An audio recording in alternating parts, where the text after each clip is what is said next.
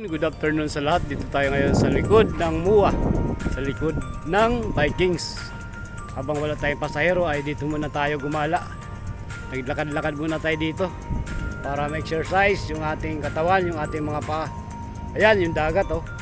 Yung dagat naging lupa na kasi tinatabunan ng mga buhangin. Bali mga ilang taon na lang yung dagat na yan magkakaroon na ng mga gusali, magkakaroon ng mga building o kung ano man ang gusto nilang ilagay dyan. Sa ngayon wala pa, dagat pa siya pero may buhangin na, malapit na. Ayan, walang gaanong tao ngayon dito sa likod ng Molobisya kasi may pasok yung ating mga kababayan ngayon.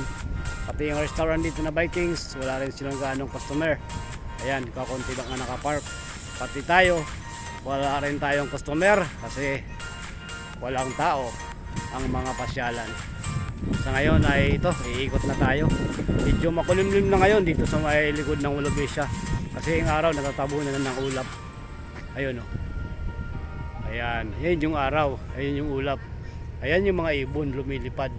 Naghahanap sila ng kanila makakain. Yun.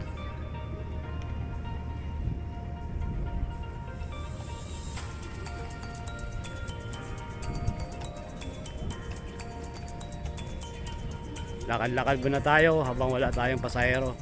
Habang wala pang pumapasok sa booking natin, dito muna tayo maglakad-lakad. Ayan, may aso rito. Ayan, oh. Ayan. Cute ng aso.